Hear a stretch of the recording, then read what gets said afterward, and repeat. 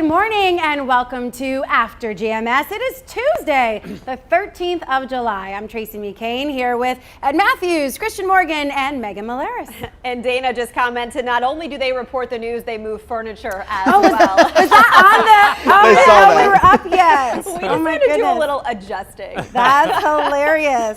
We do it all here. Multitasking. Have to do it.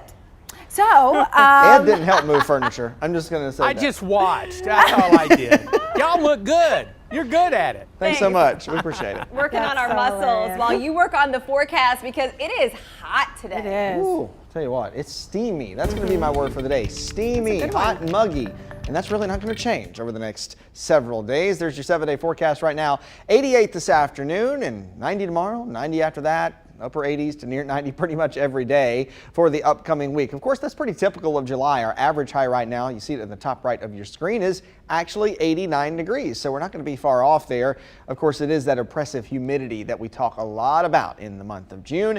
And although there won't be a storm everywhere all the time, every afternoon, we will need to keep our eyes on the radar each afternoon. And that really is today and tomorrow and Thursday and Friday too, for a couple isolated showers or pop-up thunderstorms. Overall, the severe weather threat is really low, but some of these storms, if they get strong or get a little bit bigger, they could pack some gusty winds. So that's something we'll watch for. Of course, as we head into the weekend, a bit of a cold front gets a little closer to us, and that will increase our rain chances some on Saturday and Sunday. And then it's still a good ways down the road, but there may be at least some relief, although little, from the heat and humidity as we go into early next week. That is not a guarantee, but it is something that we'll hold out hope for, and of course keep you updated on that. For now, though, it's just hot and muggy. Not a whole lot changes. You know how, well, I'll talk to you about this later. Okay. We'll go into our conversation. We'll talk about something else first. All right, so our conversation this morning has to do with something that's out of the archives here. Yeah. Remember what happened at the North Carolina coast July 12th, 1996? I was 4 years old. You probably don't remember this. Not really. Or maybe that's one of your first memories. I don't know. Sometimes storms or serious situations can trigger that. Well, that was the day Hurricane Bertha, this is old video by the way, that it hit our North Carolina coast, causing $270 million in damage and hurting several areas near Wilmington. Yeah, so this huge hurricane hit as a Category 2 storm with winds around 116 miles per hour at the Frying Pan Tower off Cape Fear. Everybody knows about that. It's a historical landmark now. On land, gusts hit 90 miles per hour at Cure and Wrightsville Beach. So the storm destroyed several fishing and beach piers. Bertha was an early severe storm that year, only July, but it often gets overlooked because if you'll remember just a few months later, Hurricane Fran hit our state and became the most expensive natural disaster in North Carolina history. Yeah, in the track of the storm, you can see at one point it was a powerful Category 3 storm when it moved through the Caribbean. It developed to the east of the Leeward Islands and then brushed by Puerto Rico. And then, of course, as you can see, tracked up the Carolina coast, moving inland near Figure 8 Island and Wrightsville Beach around 4 p.m. in the afternoon. On July the 12th as a Category 2 storm, but still powerful with winds of 105 miles per hour with higher gusts, and then of course weakening somewhat, but still a powerful storm as it tracked north through eastern North Carolina. Of course, severe wind damage and widespread wind damage, but also heavy downpours. Southport racking up nearly 9.5 inches of rain.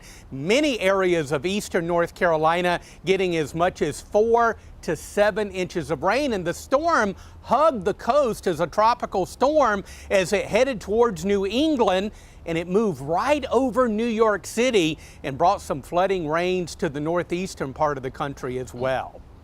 All right, so on the feed here, people are commenting about whether they remember it or not. We heard from Charlie Chapman, who said, I remember Bertha that hit our coast. That was set a few months before Hurricane Fran hit, and I was without power for 3 days. We also heard from Heather, who is a little younger than you, Christian. Oh. She said, I don't remember it. I was 2. So if Wow, you were 4, okay. she was 2. All right. Okay. Kim Smith said, yes, I remember, as well as Hugo. And then Jason Hutchins says he was 9 when Bertha hit. And I think I would say, Ed Matthews, you probably have the most memory when it comes to Bertha and Fran, for that matter, because 1996, you were on the job. Oh, yeah. Well, after 38 years of being a meteorologist, I will confess that these storms kind of run together. So I did do a little perspective, a little background check to make sure I got my facts organized. Very interesting. How many of us haven't been to Johnny Mercer's Pier down at Wrightsville Beach? I have done some pretty fun fishing on that pier when I lived in Wilmington in the mid-1980s. Now, it was a wooden pier, but yeah, Bertha tore out a 75-foot long section of that pier, and if you'll notice, it's a concrete pier now, so it's much sturdier. I think it took out the Curry Beach Pier, too, I think it did. And Yeah. also Surf City. I'm not sure about Surf City, but there were several piers that did not survive this storm. You know, it's pretty interesting. I'll throw this in there, even though I was 4 years old. I'll do some research on it. You know, this was a really, really powerful storm, and it was a Category 3 storm early on, which actually makes it, I went back and looked at some of this, it actually makes it the strongest hurricane in the Atlantic at that point since 1966. So it had been about 30 That's years since incredible. there had been a really strong storm like that out in the Atlantic. And that was Hurricane Alma, I do believe, in the 60s. So Bertha is retired, I would imagine. I know Fran is. Right. The name? Is it retired, Ed? I'm assuming that it is. We had other storms that were named Bertha, and I would imagine we had 12 fatalities. Yes. Yeah. Unfortunately, Yeah. 2 of those were in the state of North Carolina. When you have fatalities and widespread damage, it's pretty much a guarantee that name is going to be retired. And it also spawned tornadoes. Looking at the Oh, National yeah. Weather Service, yeah. the write-up on this storm, it caused more than just the coastal damage as well. I had a few comments on my Facebook page that were interesting. Connie said she remembers being at Topsail Island on vacation. She was 7 months pregnant at the time, and they were sent home from the vacation. Their daughter was born the Tuesday after Fran hit, so a few months later, and they always say they should have named her Bertha Fran. I'm sure she's glad that you did not name her that. Those were boy. 2 very serious storms. Shelby said she remembers well, took off the complete front part of her neighbor's house at North Topsail on Island Drive. She has a book of pictures from Bertha and Fran and said they are unbelievable. It was a heartbreaking time. We should contact her for a story later today. Yeah. Yeah, See if we yeah. can get some of those pictures. Yeah. But you know, 1996 wasn't that long ago if you think about it. And Ed, you mentioned a storm 12 years prior to that in 1984. Diana. And that was a pretty powerful storm. Again, moving by southeastern North Carolina. And then, of course, we had Bertha 12 years later. Now, I'm sure that there were other tropical storms and maybe even hurricanes that brushed by the Carolina coast, but there was about a 12-year gap between those 2 storms that really devastated large areas of eastern North Carolina. Another interesting fact, about 125,000 people that live in eastern North Carolina were ordered to evacuate. And guess where they went?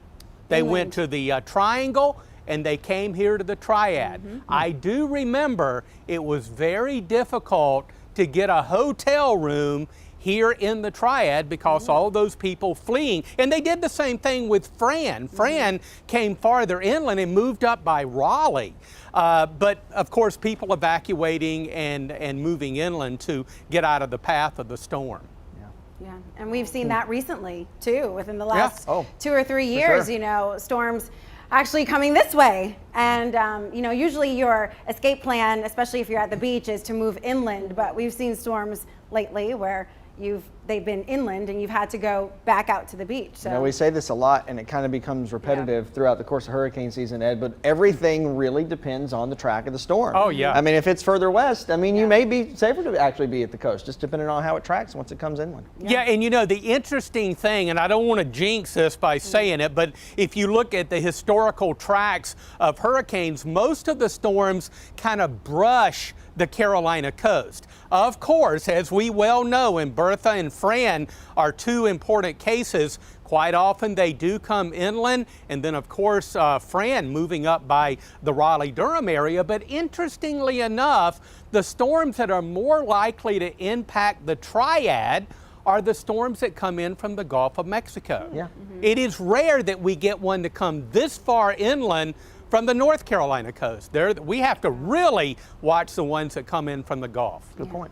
I love our chats because I'm always smarter after them, especially when I'm talking to you two. All right, let's get to some of your morning headlines right now. A wild story out of Greensboro. A woman chases down the burglars she caught breaking into her home. It happened yesterday morning around 3:30. The woman says she saw the suspects kick down the door to her house on her home security system app. She raced home and chased them down the street. Police say the suspects did not take much, but did shoot at the woman when she got close. Officers warn you never confront or stop a suspect. They say you should call 911 instead. Disturbing details about a man accused of shooting two women in the head. High Point police say they have the suspect in custody. The attack happened early Sunday morning and both women are in the hospital. Police arrested Justin McQueen. They say back in 2017, the Department's Violent Crimes Task Force identified him as a risk and offered to help McQueen get his life back on the right track, but he refused. Criminals who turn down that offer face even harsher penalties if they're arrested again. The FDA has added a new warning to the Johnson & Johnson coronavirus vaccine. That's the one-dose shot. Apparently, it can cause rare instances of Guillain-Barré syndrome, which can cause muscle weakness or even paralysis in severe cases. The FDA is looking into 100 reports of the disorder that have affected mostly men older than 50. For perspective here, nearly 13 million Americans have had the one-dose shot, so this is a small percentage of people with these symptoms. Winston-Salem and Forsyth County Schools looking to fill nearly 200 positions, hosting a virtual career fair today to recruit for classroom and central office roles. It runs from 3 to 5. This is one of the first of several career fairs the district is holding this month. We have much more information about how to log on our website, WFMYnews2.com. Check out that Ready to Hire section.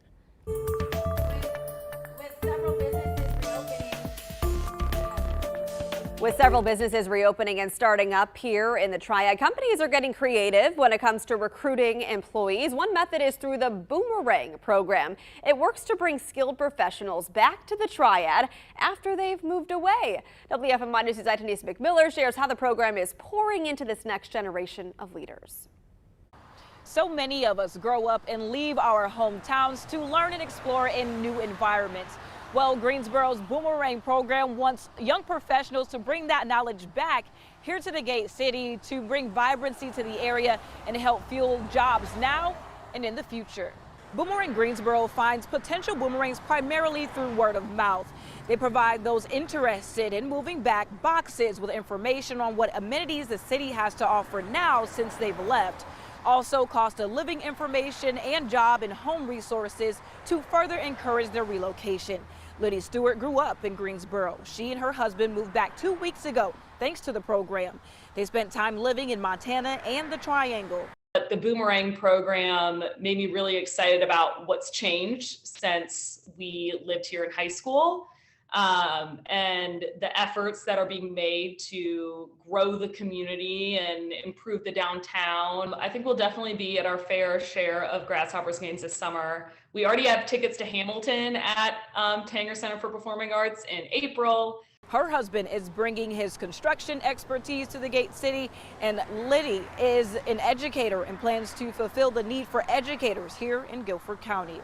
We are in need of great educators in our school system, so it's been great to bring people back who can teach in our public schools, who can work in our health and human services sectors. And so we've seen all kinds of industry come back, all kinds of skill sets that are really fueling the jobs here, but then also bringing their expertise and their professional experience back to the city to contribute in a number of different ways. And people here in Greensboro are really starting to take to this program. Folks are even starting to identify as boomerangs. And some of the 27 new boomerangs here in Greensboro are already taking on leadership positions and joining organizations and boards to make change and promote change here in the city. Let's get to this conversation causing a lot of buzz on Christian Morgan's Facebook page. Look at these temperatures. Not much of a stair climb this week. 88, 90, 90, 89, 89, 88, 86. You get the picture. If these numbers were at the top of a final exam, you'd be on your way to maybe acing that class. But when it comes to the forecast, this just means one thing. It is hot and it is July. It is definitely July. It is summer. So with that, it means heat, humidity, and we have to be on the lookout for hurricanes. A lot of people love the heat, of course. They enjoy the summer activities, hanging out at the beach, hiking trails, and of course, those backyard cookouts and barbecues. But for others, summers is the season they really just have to tough out before getting to their favorite, which is fall. Meteorologist Christian Morgan posted this on Facebook yesterday. Oh yes, and this morning several people texted in responses as well. So this viewer said, fall ready, found pumpkin scent in the store the other day and excited for hoodies and bonfires and of course the beautiful artworks of gods, the leaves. This viewer said, summer happy, and one more vote for summer, 2 votes for summer and 1 vote for fall. Okay, so that's our tally. We had several more comments we didn't share that were more on the fall side this morning, the cool weather lovers, but I think all of us are kind of split. Yeah, we'll start with Christian since you posted the question on your page. This was just a random thought I had yesterday, and I had no idea Those that are people, the best. I had no idea that people would gravitate to it like they did, but it really seems like the fall lovers far outweighed the summer lovers, at least yesterday on this post. Now that could be skewed one way or the other, and I think there's no secret about which one I would rather have. Fall all day. Listen, give me a 30-degree morning and a 50-degree afternoon any day, anytime, and I'm a happy camper. That's why every chance I get, I go back up to the mountains. I don't know. I said this the other day. I said, as I've gotten older, when I was 21 and 22, I loved summer. You know, when I was in my teens and early 20s, I loved summer. Now, like, you closing in on 30 and there's heat, done. Like, you walk outside, I went to the golf course yesterday and I was like, what am I doing here? It's way too hot to be here. Way too hot to golf. Way too hot to be here. Oh my gosh. That had to be miserable. It was miserable. I'm ready for fall. All right, Ed Matthews, what about you? Well, after a cold winter, I certainly look forward to spring. You know, things start blooming, everything's turning green, the flowers look great and all that, but there's one thing that I definitely don't like about spring, and that is the pollen. I have real problems with the pollen. So although I like spring, big nod to fall, because after this heat and humidity that we deal with every day in the summer, you start getting those fronts to come through and bringing in that cooler, drier Canadian air. And I tell you what, by fall, we are ready for it. So, and of course, there's no pollen around. So I gotta give a big nod to fall. Yeah, and I think people might overlook that, you know, the beach during fall is just as great. Oh, it's amazing. Nobody's there. Yeah. Fewer people, number one, but the beaches are, you know, comfortable. The water's still warm. Yeah. I mean, the sand is still hot underneath your toes. Please do not overrate, you know, fall. An October beach trip? Yes, it's perfect. Get hurricane insurance. Like, make sure you check Don't the go too far. cancellation policy on that vacation. But yeah, October's a great time to go to the beach. We're talking about North Carolina. Yeah. So I do love summer because, you know, my birthday happens to be this month. But I love the temperatures of fall, and you'll never convince me otherwise. It's just amazing, and the hair always looks great. Also, at football in the fall. That's what I always look forward to. Okay. That's so funny. See, I have a fall birthday, but I'm a summer lover. Most days, I shared on the Good Morning Show when I was pushing my toddler up a hill yesterday on our evening walk, and we were both sweating. I'm like, okay, it's time for cooler weather. It is time. I'm over it now. It seems like a lot of people love fall, too. As a matter of fact, most people are saying, I want fall now. So you can't deliver that, Ed Matthews, but if you could, I'm sure you would. Well, we got summertime weather and we're stuck right in the middle of it. And yeah, I don't see any of those changes in the 7-day, just more heat and humidity. And yeah, those pop-up storms in the afternoon, of course. All right. And I thought we were going to see the 7-day, but I told you what it was going to be. So there you go. It's just flatlined. Okay, let me do it again. They put the 7-day up there, and it reveals exactly what I just talked about. Upper 80s to near 90 each day, and those pop-up storms. A little better chance of afternoon storms by the weekend, but no big deal. Still a good-looking weekend ahead for the Piedmont, we think. You know, if the forecast had an emoji or had a face to go with it, it would be that one, you know, with just the straight smile and the straight eyes, just like the same blah, thing right. every day. The blah emoji. Yes, that one. That's what I call it. Well, if you want to spice up your mornings, make sure you join us on, tomorrow on the Good Morning Show. We'll have more great conversations, fun, and of course, a forecast and headlines. It's all on TV starting at 4:30 and then online on the WFMY News 2 Facebook page starting at 7:45. I'd watch that show. Me too. Spice it up. Let's go. Get out there and get to it. Have a wonderful day. See you tomorrow.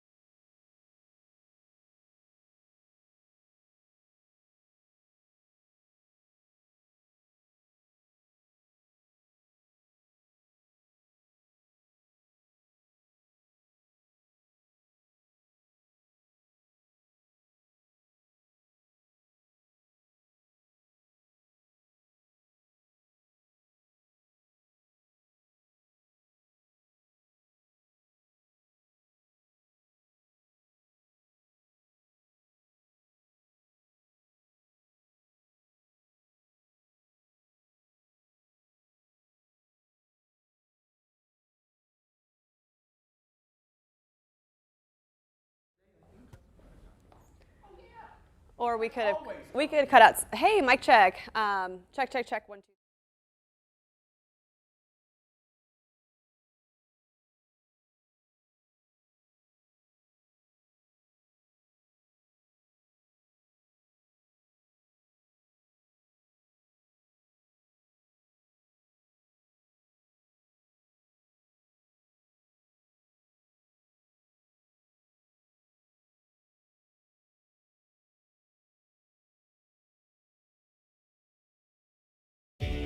That sound means it is time to verify. Woo, it is hot this week. We are in a typical July pattern and our thermostats are sweating almost as much as we are.